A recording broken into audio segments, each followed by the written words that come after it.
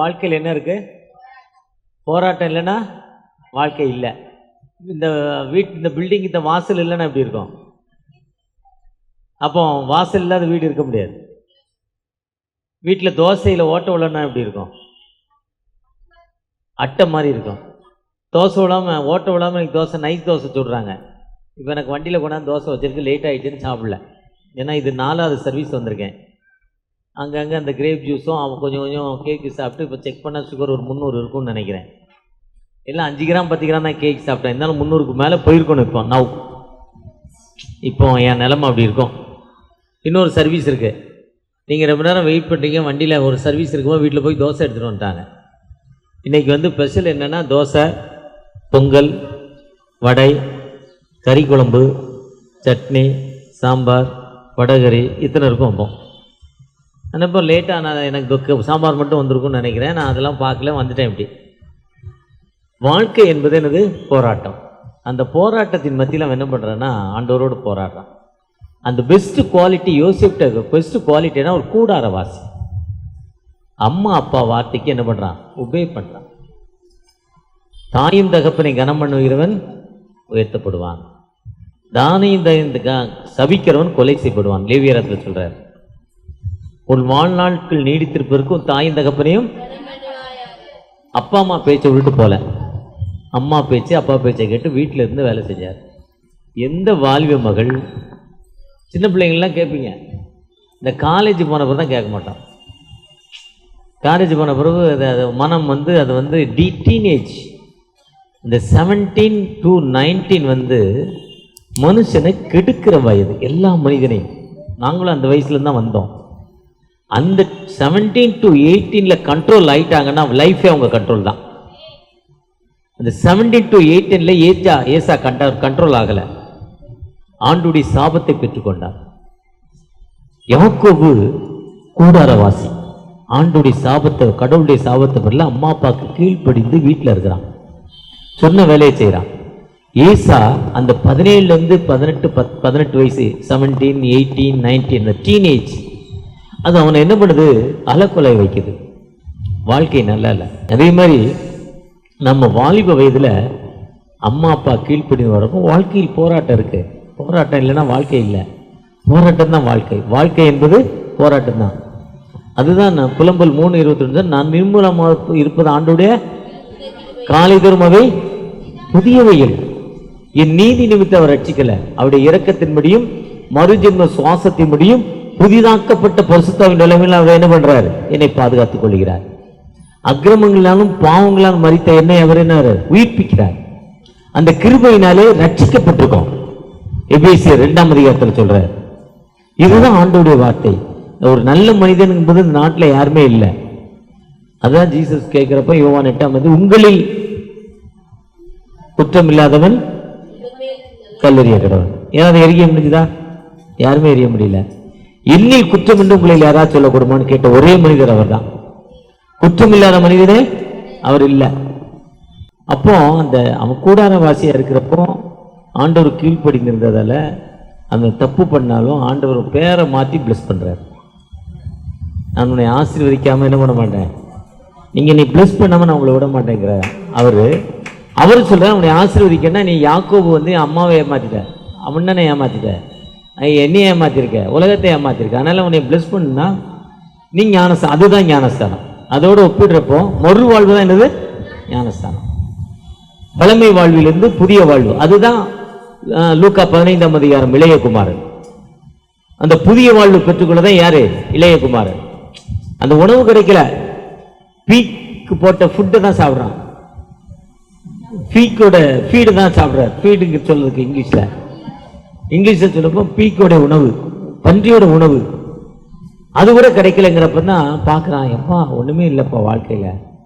எங்கள் அப்பா வீட்டில் பாருங்க, கேட்டோன்னா 4000 ரூபா ட்ரெஸ்ஸு, கிறிஸ்மஸ் ட்ரெஸ்ஸு. இந்த பாப்பா ஒரு 2000 ரூபா ட்ரெஸ் போட்டிருக்காங்க கிறிஸ்மஸ்க்கு, அந்த பாப்பா ஒரு 4000 ரூபா ட்ரெஸ் போட்டிருக்காங்க. நான் அவங்க வேலை செய்கிறாங்களா இல்லை அவங்க அம்மா அப்பா வாங்கி கொடுத்தாங்களா தெரியல, படிக்கிறாங்களா தெரியல, இப்படிலாம் எங்கள் அப்பா வாங்கி கொடுத்தாரு, சொன்ன பேச்சு கேட்கல, ஏதோ ஓடியாருனேன். என் வாழ்க்கை என்னாச்சு? வீணா போச்சு. வாழ்க்கை என்னாச்சு? தன்னை நினைத்தா அதுதான் ஓசியா 5:15. அவர்கள் தங்கள் குற்றங்களை உணர்ந்து என் முகத்தை தேடு மட்டும் ஸ்தானத்திற்கு நான் என்ன பண்ணிடுவேன், ஐ ரிட்டன் மை பிளேஸ்ங்கிறார். என்னுடைய ஸ்தானத்துக்கு நான் என்ன பண்ணிடுவேன், திரும்பி போயிடுவேன். அவர்கள் என் முகத்தை தேடுவார்களானில் திரும்ப நான் அந்த இடத்துக்கு வருவேன்.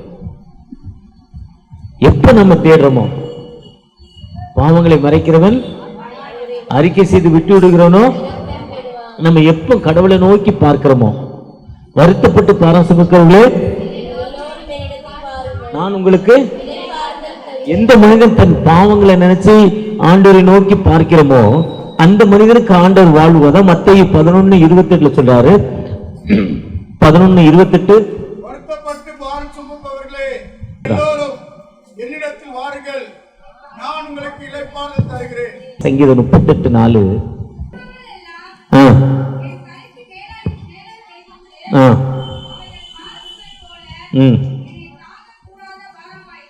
அதை சொல்றாரு. காலையில் எழுந்தோன்னு வார்த்தை ரொம்ப கண்ணீர் வந்துருச்சு எனக்கு. என்னப்பா காலையிலே இப்படி தர்றீங்களப்பா வார்த்தை, இன்னைக்கு ஒரு ஆசீர்வாதமாக கொடுப்பீங்கன்னு பார்த்தா ஆசீர்வாதமே கொடுக்கல. உங்களுடைய கோபத்திலே நெய், உங்களுடைய உக்கிரத்திலே நெய். தன்னை நினைச்சு நினைச்சு ஜெபம் பண்றாரு தாவீதாங்க.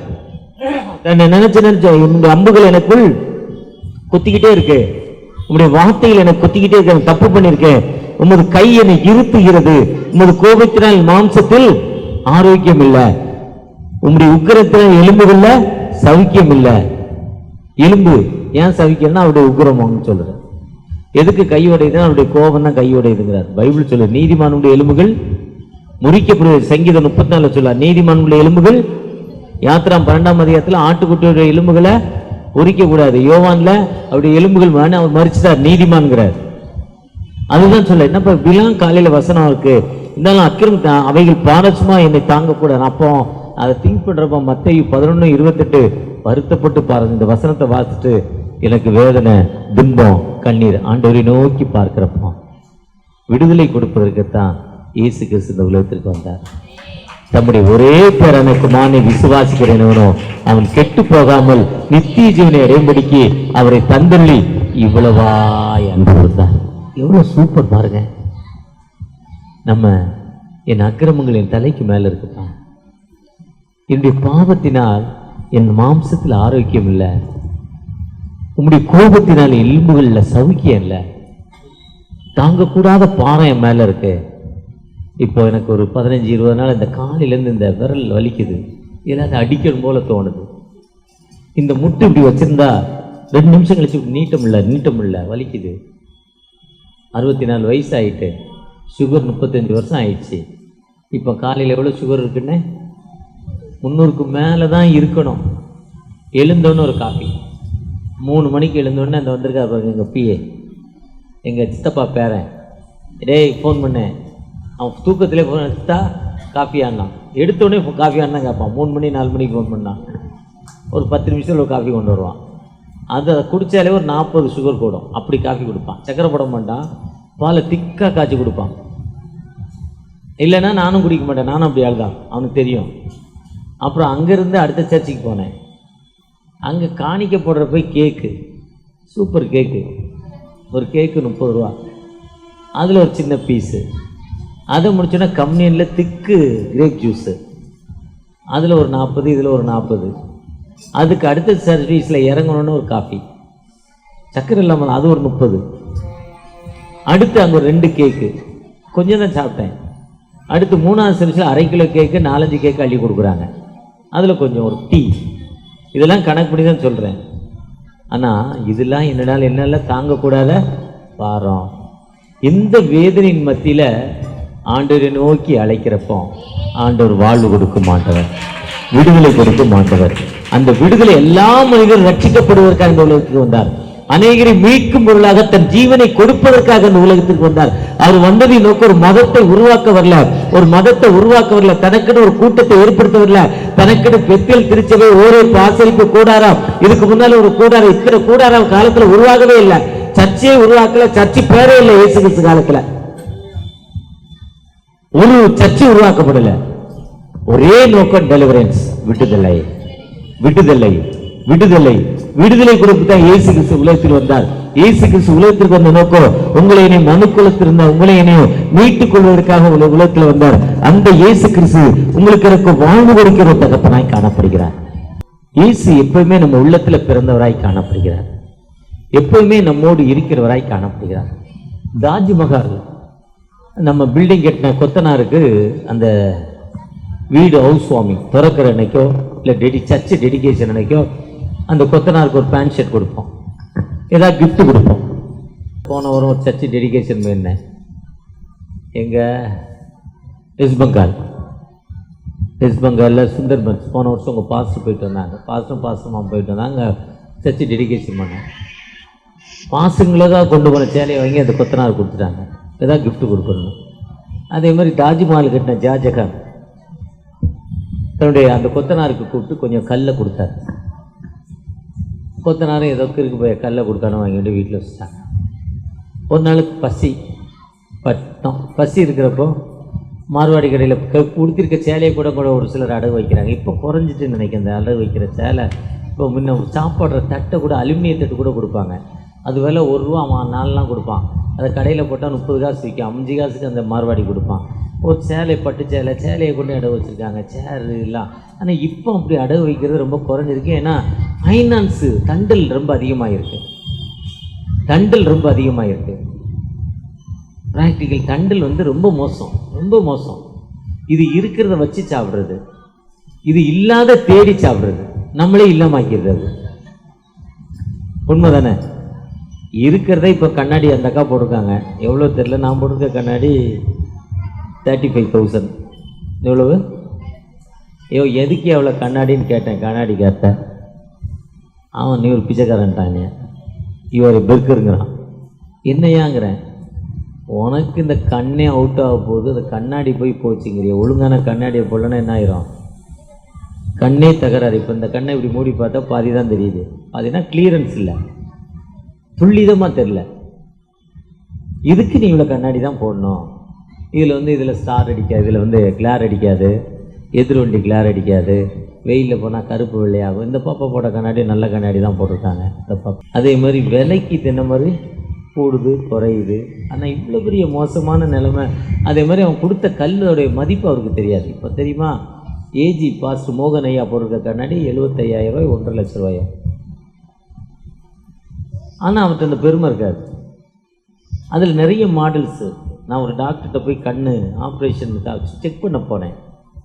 அவங்க அவங்களுக்கு கேட்ராக்ட் உள்ளே வந்துருச்சு, அதனால் கேட்ராக்ட் உள்ள லென்ஸ் வைக்கணும். அந்த லென்ஸு ஸ்டார்டிங் விலை 20,000 ரூபான்னாங்க, ஃபைனல் 1 லட்ச ரூபான்னாங்க. அந்த கார் வாங்க போனால் BMW கார் வாங்க போனால் ஒரு காரு 48 லட்சம் ஒரு கார். அதே காரு அதே கலர்னு ஒன்று 68 லட்சம். அதே கலர் அதே காரு அதே இன்ஜின் ஒரு காரு 1.5 கோடி.